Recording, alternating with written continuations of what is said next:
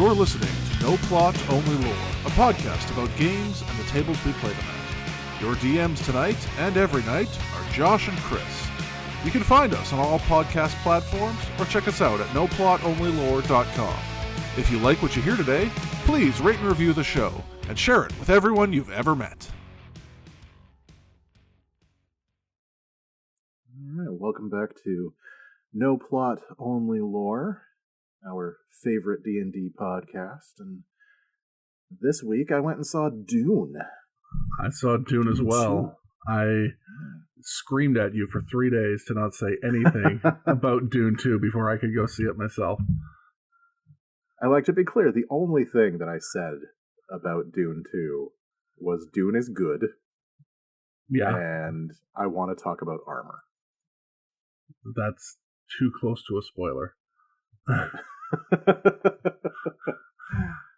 So Dune 2 was good. Yeah, Dune 2 was excellent. Everyone should go and watch it. Dune 2, two Dunes. Two Dunes. And the armor in Dune is really cool. Yeah. There's several good designs of armor that makes sense. Well, and like I loved the armor from the first movie too. Yep. And I actually remember posting a Facebook post about the Sardaukar armor. Yeah. When I first saw it, because I was so stoked about how medieval it looked. True. It's very obviously a spacesuit. Yes. But it looks like a medieval spacesuit. Yeah, it's got pauldrons and yeah, and like plates and things. And it looks like if you took an astronaut and turned that astronaut into a knight, yeah, that's what he would look like, right? And I thought that was just absolutely brilliant design.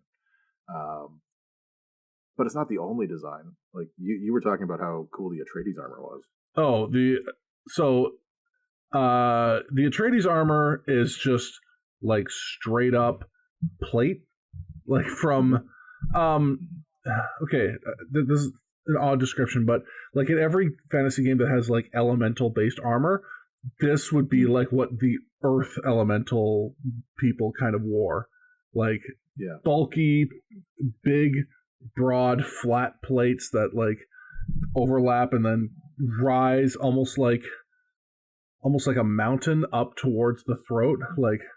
And all of these parts are functional. Like hey, did you know that you need a gorget if you're going to be fighting people with swords because your neck is super vulnerable?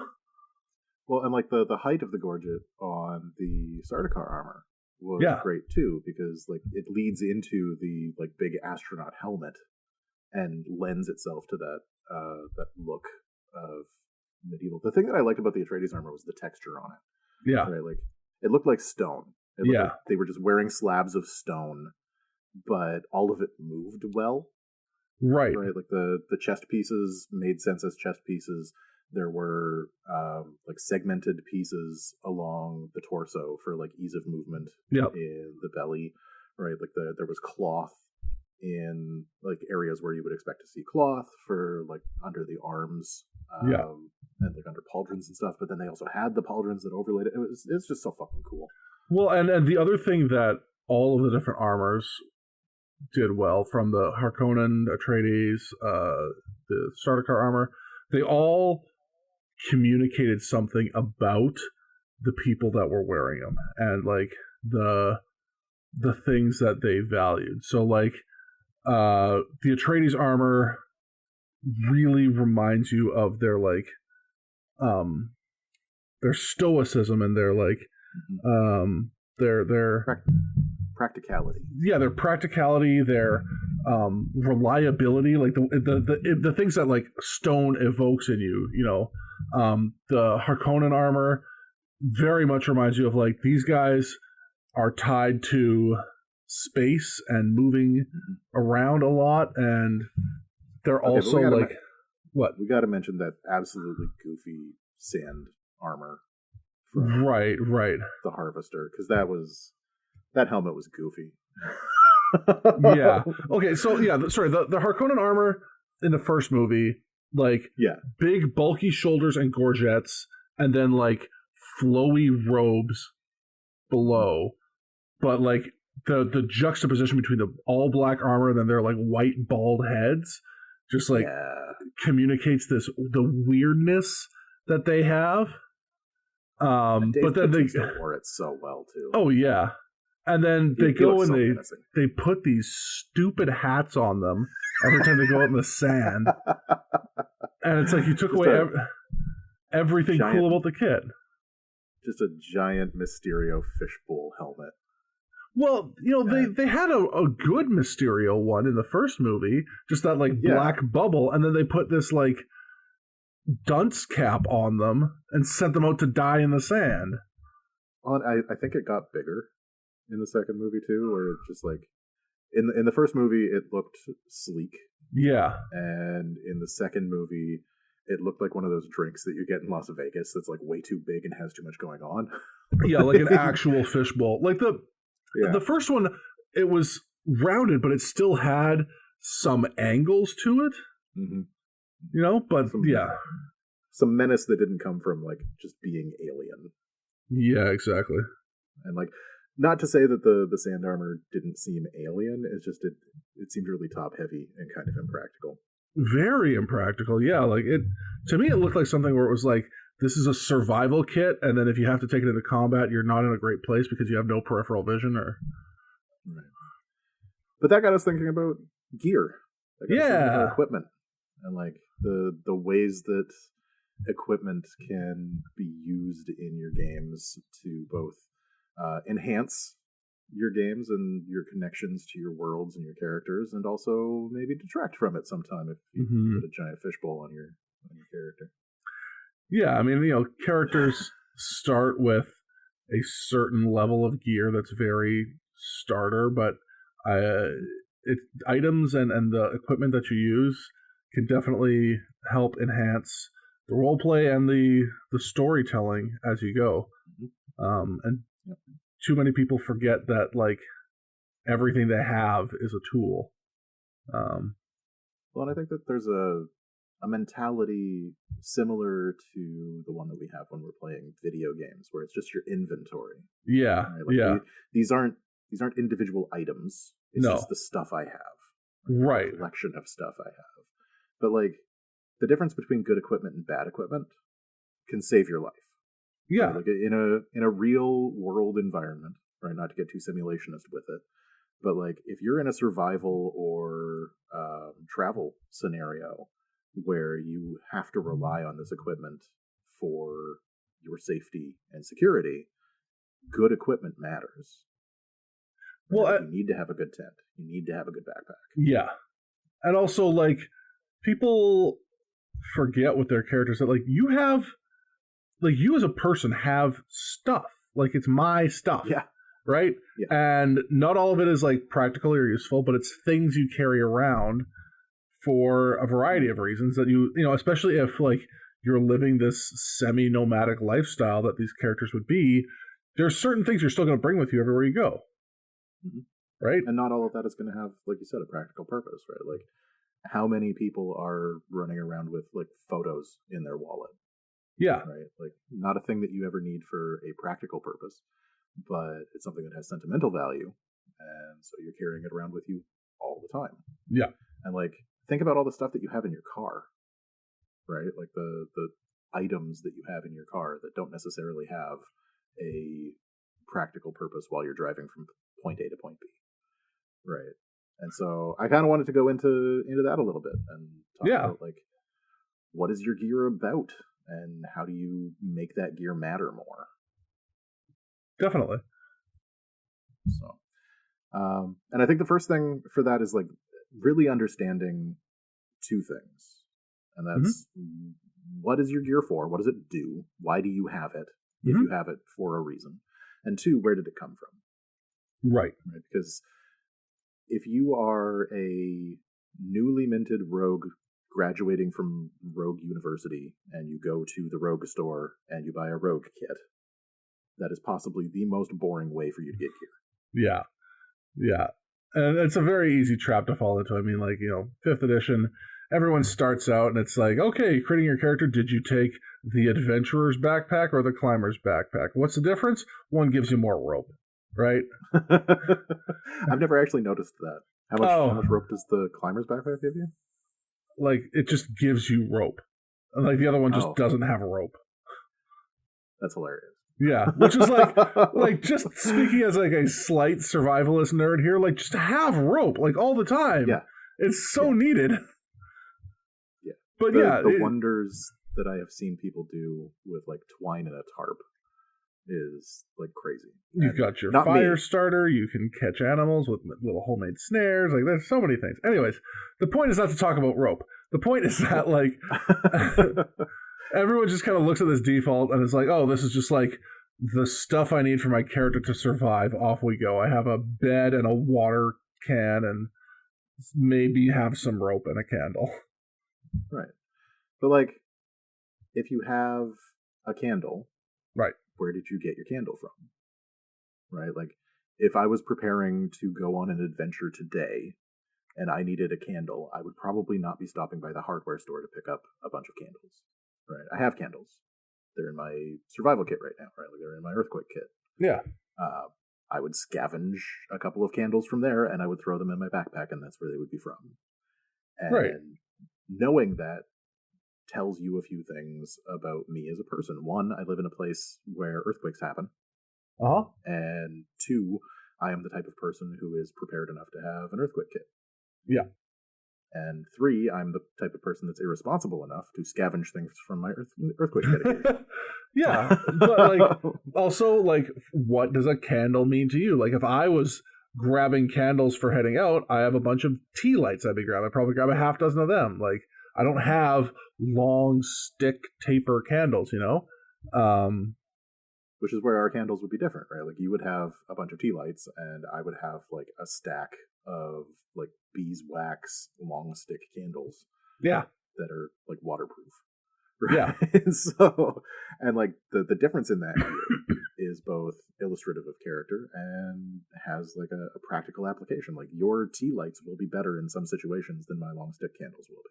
Yeah, it'll be much easier for me to use them as, like, a big fire starter than, you know, for sure, than your long one. Or, like, if you need to float them across a thing. Right? Yeah. Like, I can't float my candle, but you can float a tea light for sure. Yeah. So, like, I kind of put together, like, I looked at every item from a rogue's pack, and I kind of tried to think about where I would have gotten those things. Okay. And so, for the backpack holds stuff, right? It's the thing that you use to carry other things, and maybe yours belonged to a relative, right? It used to be your mom's for school, right? It used to be a book bag. Or maybe it was yours and it was your camping backpack. Yeah, yeah. Ball bearings. You're a rogue. You stole some shit from a hardware store. Right? Yeah. Like, you were just there, you pocketed a bunch of ball bearings, and now you've got those. String. Right? Like, you bought it at a bodega. Right? Not necessarily like a hardware store, not necessarily like an outfitter's, but like you were at a corner store. A corner store, and you realized you needed some string. Yeah. My earthquake kit has so much fucking string in it. Crowbar. I put on the crowbar that you found on your way home, because there was actually a machete that I found on the road just outside of an elementary school. Whoa, not a place you want to find a loose machete. No. And, like, the machete had clearly seen some use. Right. On the elementary school? Not that I'm aware of. But, like, the blade was a little bit chipped, and it's got, like, some... so I just took home evidence. So I just took home evidence of a horrifying child murder. But that's where I got my machete from, right? And it's not a thing that I have used for anything but camping, but you have it. I have it, and it's a more interesting story than I went to the knife store and bought one. Yeah, I like this idea of going through, like, the kit that you have, and instead of, like, saying, like, yes, I went and bought my pre-made kit from the adventures salesman, like, where did you get these different little things? How did you acquire them? You know, like you said, like, if you're a little junior adventurer, wet behind the ears, heading out for your first adventure, maybe you borrowed some stuff from some relatives. Like, oh, we put together a care package for you. Here's a rope and a backpack, and Grandpa made you some pemmican, you know? Yeah. And I think my favorite one on here is the hooded lantern. And it's taken from your old apartment. Yeah. Right, so, like, shit that you have accumulated from various moves, where it's just like, this doesn't actually belong to me. This belongs to the place that I'm living, but fuck it, I'm taking it with me anyway. Yeah, it belongs to me now. It was here when I got here, but it's not staying. Yeah, so, and I definitely have some stuff. I have a bookshelf that is 100% just taken from the apartment that I was living in before I was in this one. Yeah. So, yeah. Yeah, things like that happen all the time. Yeah. Well, and then, like, looking at it from a fantasy standpoint, right? And yeah. I kind of came back to the Sardaukar for this, right? Their armor was bestowed upon them by Emperor Shaddam. Right. Right? Like, it's given to them for the purpose of protecting them in a variety of environments. Right. And the design reflects that. Right. Right, like it's obviously environmental, right? It covers every part of their body. It is a sealed, hermetic environment. Uh-huh. It is protective. It's got plates. It's also got, like, cloth across it that like helps cover and helps deal with like non-projectile type stuff. Yeah. And yeah, the gear looks like the thing that it would do. And having been gifted to them from the Emperor, that has a very different weight to it for the character and for the world than I went to the armor shop and I bought some armor. Right, right. Yeah, like these guys have armor that is purpose-built for deep strike elite shock troops. It's lightweight, but it's also like an icon of their service to the Emperor. And it's practical in every environment, right? Like you can have them fight in deep space. Yeah. You can have them fight in a horrifying poison swamp because that is the purpose of this thing. So yeah, I mean, you even see in the movie, like, hey, the Harkonnens wear different outfits depending on where they're fighting these different people. The Sardaukar don't. They're just Sardaukar. Like, they're just all purpose murder machine. We see them out of uniform, I think, twice. Like, out of combat uniform twice.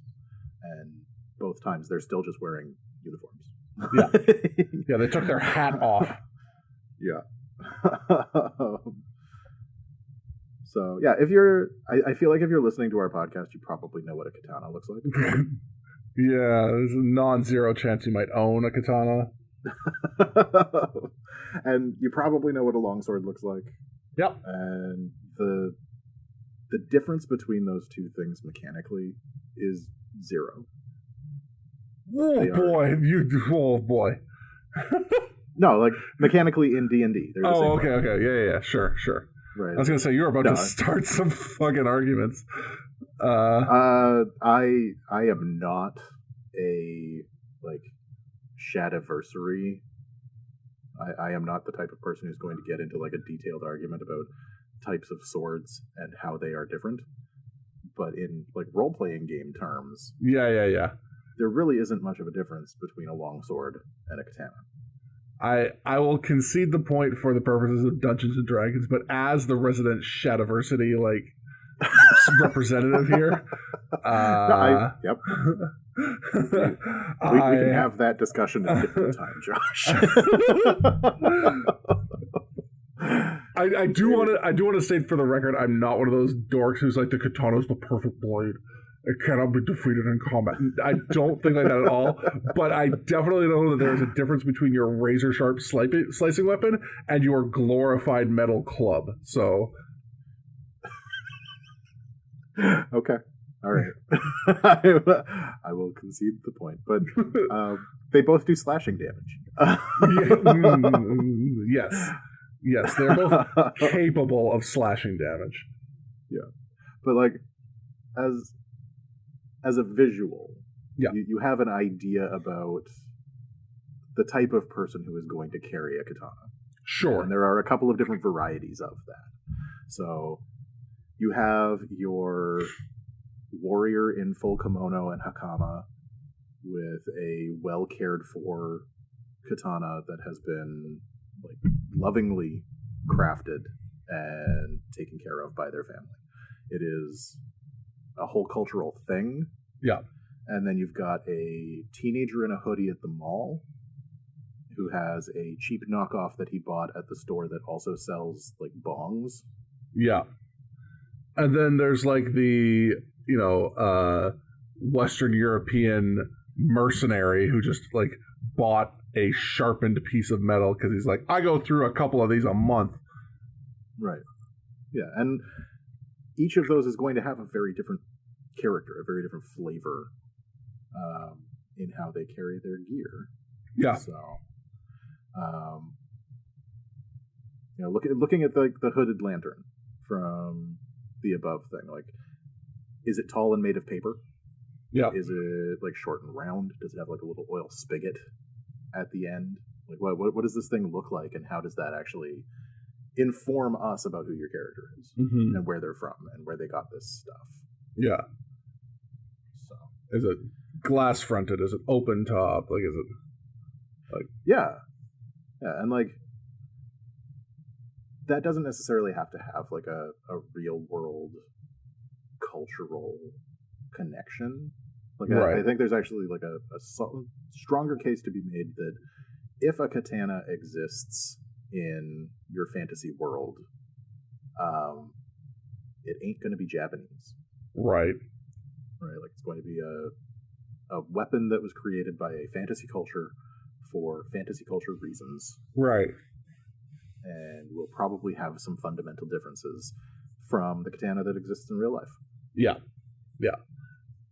And I think you're doing a disservice to your world to be like, oh, every katana just steals Japanese stereotypes. Like, but like, I think there's something to be said for like Wheel of Time. Wheel of Time has a single-bladed, curved sword, right, that has a more European crossguard, right, but is in almost every other way a katana. Yeah. And side note, I think they did a real disservice to the book by just making it a katana in the show. Agreed. I think that like you want to have. Did they have the crossguard in the show? No, not that I saw. They went real lazy and just like had a katana for a guy. Weird. I'm not sure. Yeah, I don't think I noticed that because I have like the compendium to the Wheel of Time book kicking around here, and I've definitely spent entirely too long going through and like looking at all the pictures and reading every entry. Right. And that sword didn't look the way that I was imagining it when I was reading the books. Yeah. And then I went and reread the books imagining that sword, and I was like, yeah, that makes a lot of sense. Yeah. So like that, I feel like that would have stuck out to me. Huh. I guess there was a lot of other stuff that wasn't matching up to what I was imagining in the books. Other than that Kyrian coat. Oh man, that thing was gorgeous. Sure. There's like one coat that Rand wears in like one of the later episodes of season 2 that is just gorgeous. Okay, I found a still from the show, and yeah, it's just a straight up katana. No. Yeah, I know. Just laziness. Well, and like, this is like a whole other section that we're going to get into, but like, the importance of that sword, cannot be overstated. Yeah, like the first bunch of books, that sword is such a focal point for that character. Yeah, and for so many reasons, right? Like it's a reminder of his father. Yeah, right? It's something that he got from his father. It's a mystery because where the fuck did Tam get this sword from? Yeah, it is a symbol that he hasn't earned. Right. It's a symbol of a sword master. He hasn't earned it. He hasn't learned the forms. It's also a symbol of a time before, right? Yeah. Like it's a what was it Obi-Wan said? Oh, like a more elegant weapon from a more civilized time? Yeah. Yeah. It was that. It's just a lightsaber. Right? Yeah. Well, just a lightsaber. Okay, well. Just a lightsaber katana, and the katana and the longsword are the same thing. Yeah, I got some hot takes today, bud. I have a meltdown of my own fucking co-host. Yeah, so for dorks who care about this kind of stuff, in the show, this heron-marked sword is literally just a katana with a heron on the habaki right above the tsuba, and that's it. Woo! And like, I think the thing that I was more concerned about with the sword was the lack of Rand's training with it. Yeah. Right. So like, spoilers for season 2 of Wheel of Time. If anyone's still watching this boring ass show. In the Wheel of Time books, in the first couple of books, Rand is being actively trained in the use of the heron-marked blade by Lan, who is one of the strongest swordsmen in the world at the time of the books. Yeah. And he isn't getting trained at all in the show. Right. But, like, somehow magically knows Heron dips the wing when Lan goes to try and take his sword from him. Yeah. And, like, you can't... Because it's instinctual. You can't fucking tell me that Outland Mandragoran wouldn't just, like, mop the fucking floor with that kid, regardless of what sword form he just busted out. Yeah. Right? Like, accidental sword form versus Lan? Yeah. The sword's in his hand. It's going to be in his hand. Yeah. Even after Rand was trained, it would be in his hands. Yep. But, yeah, so, like, the fact that they'd never actually spent any time training Rand how to use this fucking sword, and then didn't actually focus on the sword, and then the fucking finale fight where they didn't fight in the sky. It wasn't. Oh my god! And then the fucking sword, like, Blade Master fight right before that, where Rand just, like, Indiana Joneses him with the one power instead of actually getting in a sword fight. Yeah. Oh my god, that episode! I'm having some flashbacks. Anyways, there's been some missteps in this series, we'll say. Yeah. Oh god, no. Okay. Let's stop talking about swords for a second. Let's get back to talking about armor. Okay, yeah, armor. So you wanted to touch on, because armor, it's commonplace in fantasy settings, but also this can apply to your,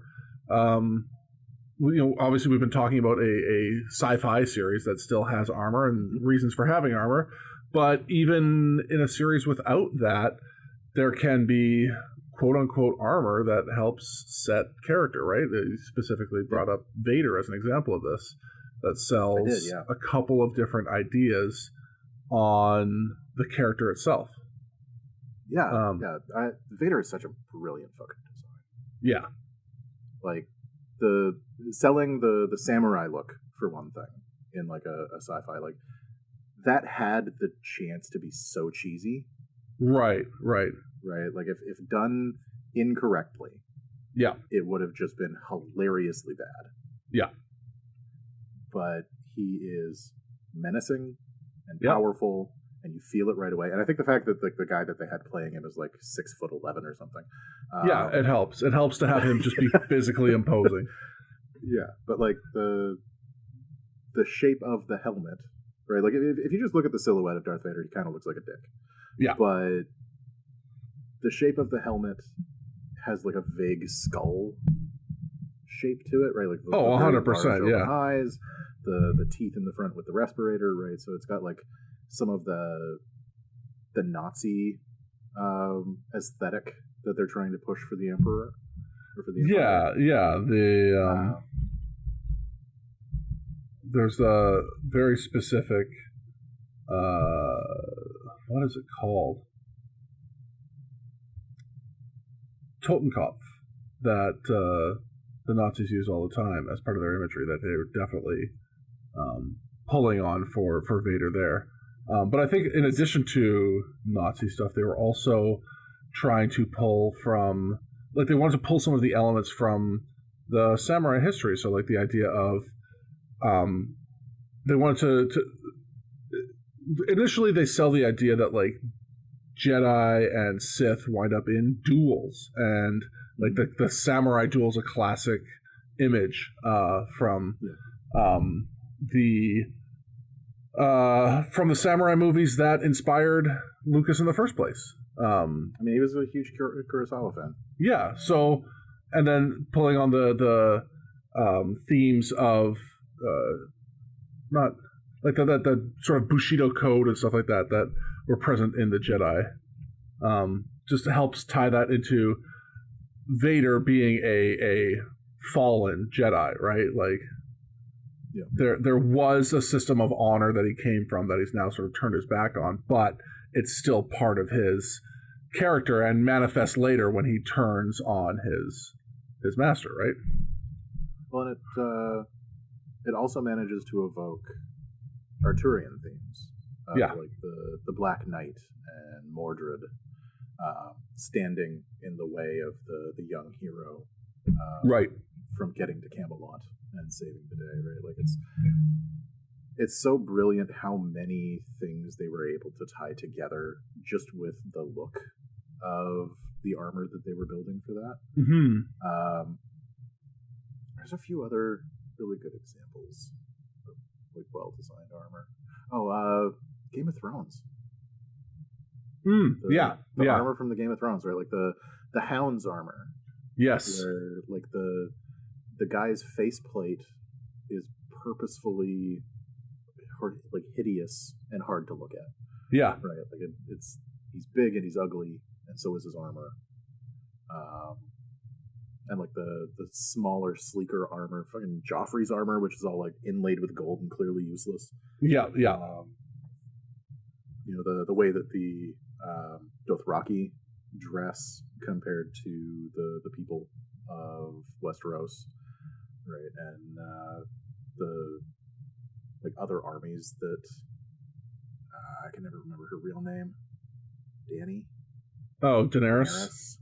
Yeah, that she's, like, slowly beginning to pull in towards herself. So, like, I don't know how important that's going to be in the books, assuming that George ever finishes them. But, like, Westerosi knights are encased in chunks of metal. Yeah. While all of Daenerys' warriors are butt naked. Yeah, essentially, yeah. Like, well, it's her Unsullied aren't wearing armor.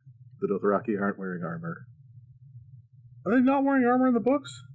I think they're wearing, like, leathers. Yeah, because they have, like, basic leather stuff in the show. So, yeah, but it's light, high mobility armor versus, like, tanks, right? Which is always done so well against cavalry. Yeah. But I think, like, something that they were trying to pull on as well was, like, the classic, like, Berserkers versus Roman Empire kind of underdog fight, where, like, these are people who fight with speed and passion versus, like, strict military discipline and conscription and war as a job rather than war as, like, a way of life, you know? How often do you think about the Roman Empire? It's weekly. I'm not gonna lie. It's I have not had a week go by where I haven't thought about the Roman Empire. It's kind of an old meme now. It has staying power because it's just true. It's just facts. Yeah. Especially if the man that you were talking to is at all a nerd. It's gonna be there for a while. Yeah. So, like, other types of armor that are very cool. Game of Thrones has it. Wheel of Time does not. Yeah. So I guess the thrust of what we're saying, though, is that, like, you need to be considering what your equipment, even the basic stuff, looks like on you. Like, it's one thing to say I have studded leather, but, like, what does studded leather look like, and why would you be wearing studded leather, or why would you be wearing rather, like, that kind of studded leather? Because it's very easy to fall into the trap of, like, I am Paladin, I take biggest, heaviest armor, off I go to smite people for Jesus, right? Like it's basic to just be like, yep, I'm wearing scale, and when they let me, I'm gonna buy plate. But like as an example, so that sorcerer I'm playing, he's in plate armor. Oh. On paper. But obviously that doesn't really. So I'm going to sidetrack for a second just to give you the like character concept. He is a retired old Jewish jewelry maker whose wife got sick of him being around the house all day. When the when the Frost Maiden showed up and like everything turned cold forever, his forge went out, or his crucible is like useless. So he's like, well, I guess I'll just retire. And after a couple years later, his life was like, get the fuck out of the house. But he is a like devout Hasidic Jew, and his powers. He doesn't think he has powers. What he thinks is happening is that God is just answering his prayers and intervening on his behalf. So when did Judaism get to the Forgotten Realms? Well, that seems like that's unimportant. Yahweh is everywhere. Have you listened to any Dungeons and Daddies? No. It's a podcast where like 4 dudes are taking their kids to a soccer camp. Okay. And drive their van into the Forgotten Realms by accident. Okay. And as they are recovering from the car accident, they wake up and find out that their kids have been sold into slavery. Oh, okay. And so they go on a magical quest through the Forgotten Realms to find their kids. Okay, fair. But one of the characters is a devout Catholic. Oh, okay. So he's having some trouble with his polytheism out there. A little bit. And like there's one point where they're dealing with some vampires. And one of the characters is an ordained minister in one of those bullshit religions that lets you marry people. Yeah. It's not actually a religion. It's just there so that you can get your papers. It's legally a religion, but that's it. Yeah. And so that character is like, well, maybe I can like bless the holy water and like bless the water in the windshield wipers to attack this vampire. Yeah. The Catholic guy is like, how about you don't make fun of my religion, you douche. Yeah. So yeah, maybe something similar happened way back in the past. Exactly. Your campaign. There's just like 2 Jewish guys came over, and two rabbis were trying to dig another tunnel under New York City to get to their church services, and accidentally dug all the way to the Forgotten Realms. Fantastic. Anyways. So I thought we were going to get canceled when I was talking about like katanas versus long swords. Nope, it's the Hasidic Jews in the Forgotten Realms. A New York Jew goes to Baldur's Gate. That's anyway. It's been fun, folks. He's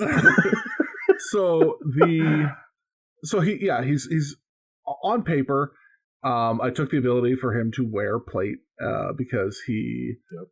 I took 1 level of cleric as well, which is where this whole build starts off with, and he's divine soul sorcerer. You know, he's got 1 level of cleric due to his like what do we call it, synagogue training as a child.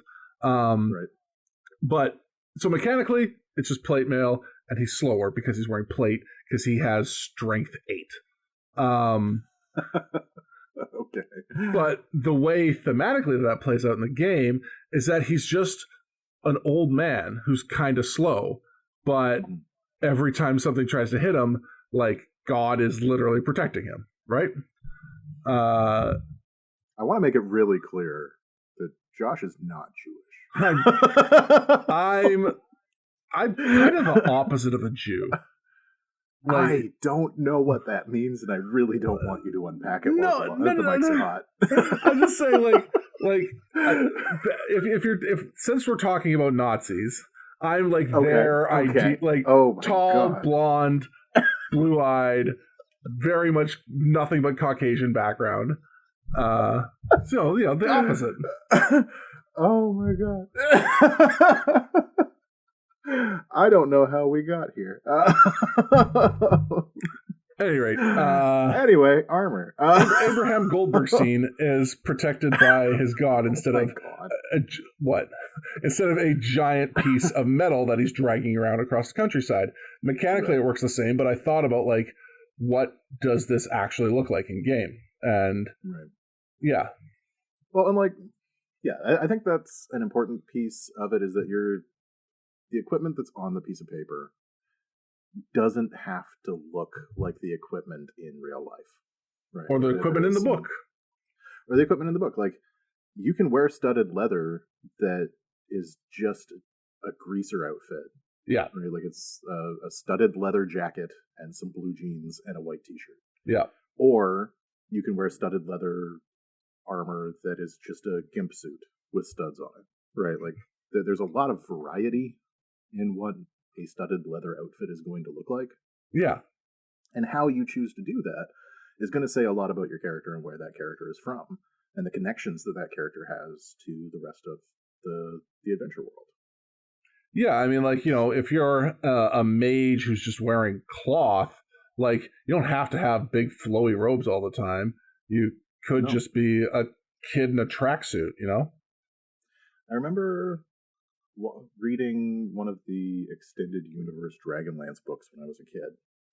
And one of the things about that book that kind of blew my mind was one of the mages in the Mage's Towers was dressed like a pirate. Okay. Right, like he had a big open flowy shirt and some tight breeches and a big hat. And he looked like a pirate. Yeah. And I had never considered reading a D&D inspired book that's what a wizard could look like. Yeah, yeah. Like you read the description, you're like, "Where's his sword? I'm supposed to swashbuckle." And he's like, "Fireball," and you're like, "Oh no, this is a terrible duel." The worst kind of duel. My ship is on fire and we're sinking. Yeah. All right, so let's talk about magic items for a minute. Oh yeah. Actually, I really wanted to talk about magic items because this is something that I feel has been a pretty radical change. And I hate to talk about it again, but 4th edition tried something really wild with magic items that I want to go they back then even further than that. Okay, yeah. They scaled it back in 5, but yeah, let's talk about magic items as character device and storytelling. Right. So one of the things that, like, one of the reasons I want to go back to 3rd is because 3rd edition had really interesting and robust rules for magic item creation. Right? You had the ability to just build a magic item as a player character. Right. And it had all of the tools that you needed for calculating out the gold cost and the specific components that you would need.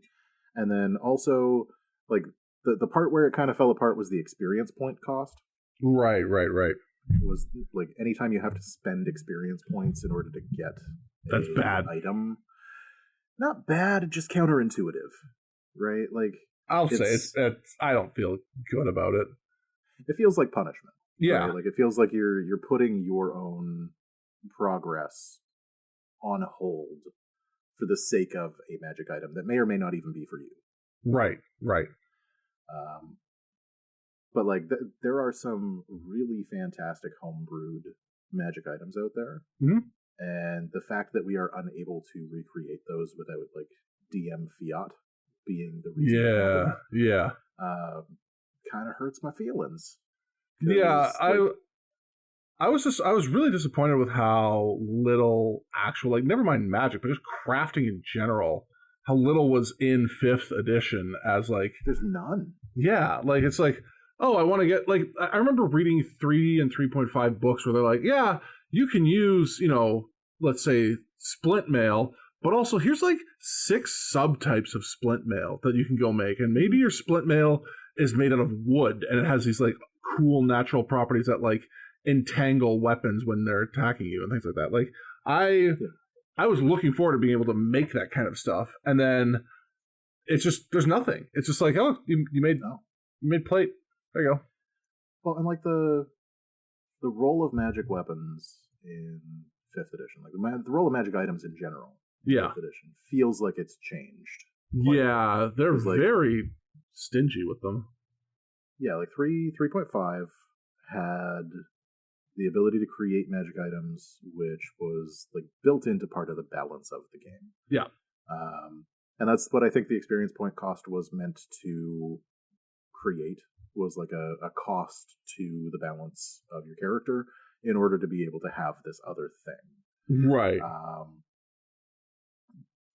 In 4th edition, they were expected, which was something that a lot of people kind of rebelled against. Like, you were expected to have a certain level of magic gear at certain levels in 4th edition. Yeah, I mean, in 4th edition, it was not just expected, but like required that your character was getting a certain amount of gear as you progressed, to the point where, like, when they published Dark Sun in a low magic setting, they had to create alternative rules for boons that would that would compensate for the lack of magic weapons, because, like, you need to have those pluses, otherwise, like, you can't do your basic function. And like I kind of get why some people fought against that, because like the magic item lottery is sort of a weird one to play, and like if your DM is kind of stingy with the magic items, then you're going to be behind in your progression, and it's going to make encounters more difficult. Yep. Whereas if they are too generous with them, then suddenly every encounter becomes a breeze, right? So like it created a very interesting dynamic where the DM's generosity with this resource was going to change the course of your game. Yeah. And then in 5th edition, I don't have... our characters are like 4th, 5th level right now, and nobody has a magic weapon. Yeah. We are 6th level. I think I have 1. Right. And like, we have some magic items, but they're magic items that I have done a lot of like the world building work. Yeah. Right. So like we've got our MacGuffin as a magic item. We've got like a couple of things. Eberron is kind of interesting in role playing game stuff, just because like magic is so pervasive in Eberron. You walk into a corner store and you can buy magic trinkets. Okay. Yeah. Like, mage rights are everywhere, making like a broom that has a low-level enchantment for Unseen Servant. Yeah. Right. It's just a Roomba. Right? So we have like a couple of those low-level trinkets because we're in Sharn. One of the ones that they introduced in the 3.5 Sharn handbook was a Talisman of Featherfall. Okay, yeah. You can only use it once. You have to make like a dex save to make sure that you timed it right. Yeah. But it can save your life if you fall off a bridge. Yeah. Right, you're in a city that grows up. So yeah, you're going to have like some random magic doodads that are going to save you from that shit. So we've got a couple of those things, right? Like we've got potions, we've got one-off items, we have the MacGuffin, and that's it. Yep. Yeah. They found a potion because I rolled on a random treasure table. Yeah, and I think our game has started to like add in more random treasure rolls because it's just like, God, we have nothing. It's actually kind of interesting to me how little looting has happened in my games. Really? Yeah, like I am fairly familiar with the murder hobo trend of like stab a monster, take its stuff. Right. My players roll real bad on the regular and frequently forget or don't have time to loot the bodies. Yeah. This is one of the first times in a very long time where like everything around them that was a threat was actually dead. Yeah. And so they actually had a chance to like dig through somebody's pockets and like come up with some gold in the potion. Yeah. But yeah, other than that, like every other encounter that they've been in, they've been like forced to run away. They've like killed a couple of people, and then like reinforcements have arrived because they failed some rolls. Yeah, there's been a dearth of looting. Well, and what's funny is like we We have not done a lot of like looting in our group, but it's more been because like there's just nothing to loot. Like it's like, what are you going to get off of a random cave troll? Like his underwear? Cool. You know, Shouldn't a random cave troll have a cave troll horde though? Apparently not. We found his wife and kid and just stuff, like nothing useful. I think one time you know what? One time we did find a magic cauldron for making food. Oh, good. Yeah. We have an infinite supply of soup. I mean, if you're going to have an infinite supply of something, soup seems like a pretty good one. I think part of it, too, is that, like, the adventuring that happens for this campaign is outdoors, like, a lot. Right. So, you know, there's not, like, well-established towns that have a lot of stuff. It's pretty remote, so it makes sense we're not finding, like, crazy stuff, but we did run into some mind flayers who gave us a laser gun. Oh, that seems good. Yeah. I lost it when I died. The dragon ate your laser gun. Yeah. So, like, everyone is, Dark Sun is also neat, because, like, Dark Sun, the assumption is just that you don't have any magic items. Yeah. Right, and that's true across editions as well. Yeah, you just... the way they handled it for 4th edition was you get blessings, so that you get the +1s and +2s that you need to survive. Right. And, like, looking at things like Arturian Legends. Yeah. Right, like, all of the Arturian Legends are built around a couple of key magic items. Yeah. Right, you've got Excalibur, you've got the Holy Grail. Yeah. I'm sure there's others that I'm forgetting in the moment. But, like, Excalibur and the Holy Grail in particular are, like, the key focus of a lot of the Arturian Legends. Yeah. Nobody else really has a magic sword. Oh. Or if they do, it's, like, the focus of one story. Yeah. Right. Gawain and the Green Axe, right? That is just a whole story that takes, like, 2 years. And I don't remember if he gets to keep the axe or not. Yeah. Yeah, I'm no Arthurian, scholar. I'm not as much as I would like to be. I have read a lot of the newer books, but, like, The Once and Future King is not Le Mort Arthur. Yeah. So, like, the version that I have gotten is focused a little differently than scholarly. But yeah. Yeah, but, like, I think that, like, having a few magic items of note makes those magic items cooler than having a whole bunch of them just always. Gotcha, yeah. Right, like, having a whole lot of +3 swords makes every +3 sword kind of baseline now. Yeah. If they're popping out of every random guard scabbard as you murder your way across the highway, yeah. Well, and, like, I think that's part of what makes Eberron interesting, is that, like, there are +3 swords just everywhere, right? Like, all of the King's Guards are going to have a +3 sword. Yeah. Right. The +1 swords, every cop in Sharn has a +1 sword. Yeah.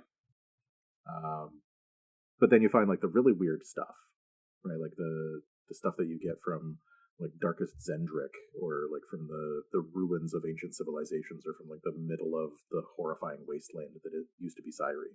Yeah. Right? Like, those are things that you can build campaigns around, and then because they're so much more powerful, they seem cooler. Yeah. The MacGuffin in my game is a weapon of mass destruction. Right? Like, it's a crystallized bit of evil that causes body horror to happen around it. Right. It, like, slowly converts people into demons that, like, slither out of their own skin. That's horrifying. Yeah, right? And it was gross, and it was a lot of fun to play. In our last session, as they were trying to get this thing, like, the magic starts as soon as a priest attunes to the item. Right. And a priest had just started attuning to this item, and so my players were making constitution saves against this change, and I got to describe like the weird spikes and things that were like prodding them from the inside. Ew, fun. Whenever they like failed a save. And one of my player characters almost turned into one of these horrifying demons. Okay. She failed 2 saves in a row. If she'd failed a third, that was like, you're a demon now. Or if you rolled like a natural one. But like getting that away from the priest turns it into a normal thing until somebody else starts attuning with it. And that means that now they're holding a like literal weapon of mass destruction in the middle of the most populous city in the world. That sounds handy. Right? They have a nuke in New York. What do? Nuke York. But like some systems you can play around with like the levels of magic items to make them cool. Like MacGuffins, obviously they're going to have like specific effects. Yeah. Working with. Yeah. But like 4E, everybody's got to have magic items. Right. 5th edition, I don't actually know how that works. Like a +1 sword gets a lot more important when you have the action economy behind it. Mm-hmm. So I don't know how much that balancing gets fucked up by like having a lot of those weapons kicking around. Well, honestly, like I don't think we've gotten far enough in to really see the effects of it yet. So yeah, that's fair. And then like the last thing that I kind of wanted to talk about was like gear that is cool as a storytelling item. Okay, yeah. That can or doesn't have to be magic. Right. Right. We already talked a little bit about Rand's Heron Marked Blade from Wheel of Time. There's actually a bunch of items in that series that I think are interesting storytelling and character pieces. Okay. Matt Cawthon has a like spear and a big floppy hat and a scarf that he wears. Right. That are like a reminder of a trial that he got through. Mm-hmm. Perrin always carries both an axe and a hammer. Yeah. And Perrin Ibarra is my favorite character in the series. And like the duality between creation and destruction with his character is like what really drew me to him. And that's really reflected in his obvious and constant discussion of these two items. Right. Like I can recognize that he's a little annoying when he's just sitting there with those two items in his hands, like crying about having to take lives, which is like every third chapter. Like, yeah, sad boy time. It's an interesting external reflection of what that character is going through, right? And what tool he is using in which moment gives you clues to what he's thinking, even when you're not in his point of view. Yeah. You mentioned the Hanzo blade from Kill Bill. Yeah. Like the multiple characters reference the significance of the fact that like the bride is able to go and get this like very specific weapon that has a lot of like meaning and intent behind it, but also just like communicates the level of effort and like I guess resolve that she has in order to like do this prep work before going on her world revenge tour. And you also mentioned Blue-Eyed Samurai. I haven't seen the series. Yeah, there's some stuff that's brought up because like the character starts their history as like an orphan working for a bladesmith who like doesn't know that they're spoilers, they don't know that they're a girl. Otherwise they would never have allowed the samurai to work for them. And then when she goes to go on her revenge tour, again takes a sword from him that like marks her as the quality of the sword and like its pedigree mark her out as like she shouldn't have this, like she's because the whole series struggles with like the outsiderism of the character. She is a woman with a sword, shouldn't be. In this ultra racist version of Japan, she's like mixed race. She shouldn't be, things like that. They use a lot of it helps embody some of the themes that they're going for in the show in general. But it's an important, swords become an important storytelling tool in the series. The brutal nature of one guy and the sword that he had made for him are matched up, and they're not magical. They're just swords. But what is a guy who's too angry and impatient to wait for a good sword? What does that sword wind up looking like? And why does it work for him? Well, that kind of the difference in the style of the blades between the Uruk-hai and the elves in Lord of the Rings. Right. That's kind of what you get with that too, where it's just the elves are putting in all this time to make this absolutely masterful, beautiful piece of art that is also meant for stabbing things. And the orcs have made meat cleavers with hooks on them. Well, and even the elves, and again, I'm just basing this on the movies, but theirs are designed to be used in formation in concert with other people, and the blade is designed around the trained swing that they have to work in unison.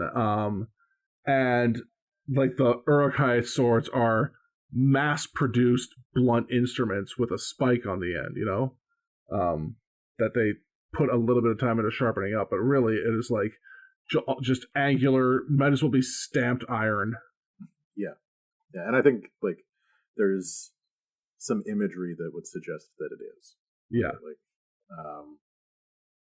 And then I think the elephant in the room when it comes to fantasy gear, the One Ring. Right. The thing that you build an entire campaign around, right? That one piece of gear that is important enough to both the main characters and the antagonists that everybody is literally fighting to get it. And similar to what you were saying about Arturian legend and stuff like that, you're talking about equipment that's evocative and important, but again, only one piece in the entire series is actually magical. Well, there were a bunch of others. Well, I mean, yeah, there's wraith blades and stuff like that. But I'm saying, when you're talking about that group, there's really only one magic item that really matters, Yeah, and it ties together the other magic items that are going around, all of the other rings that are out there. But and it kind of has its own push behind it. Yeah, the adventure hooks in the One Ring are kind of already there. Or at least they were after Tolkien went back and edited Riddles in the Dark. Right. Yeah.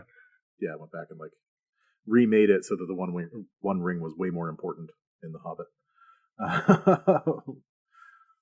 But yeah, I don't know. I think items and armor and weapons and things can be a lot more important than we often let them be. Because they can serve as really great reminders of difficult times that you've had in the past, or great times that you've had in the past, and character moments, or they can be symbols. I think the thrust we're trying to get at here is items don't have to be magical to make them special and impactful. Just be a lot more cognizant of things that you own. But if they are magical and also special, that's cool too.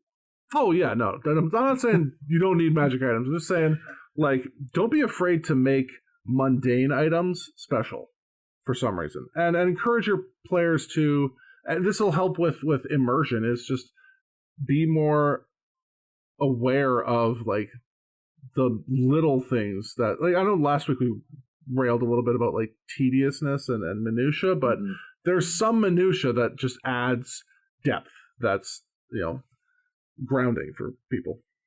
What I would want to suggest as a challenge, and maybe throw this in the comments if you've actually done it. I would love to see a campaign where magic items exist, but the big item, the item that you build your entire campaign around is actually mundane. Yeah. Right, like something that isn't magical is the most important item in this magical world. I would love to see that. Yeah, there's like a sub quest little side task thing for my character where like I'm trying to retrieve my father's ring. Is it magic? Nope, it's just my dad's. You know? I mean, you could go easy with it too, where it's just like we're going for the crown. Sure. Like the crown doesn't have any magic on it, but it's obviously a big important symbol for stuff. But I would love to see like your story about your ring, right? Like build the entire campaign around something like that, and I think it could be a really great story. Definitely. Hey, thanks for making it all the way through this episode of No Plot Only Lore. If you're looking for more, you can always find us at noplotonlylore.com and on all the very best podcast platforms. If you like what you heard today, please share, rate, and review the show to feed my never-ending need for attention and validation.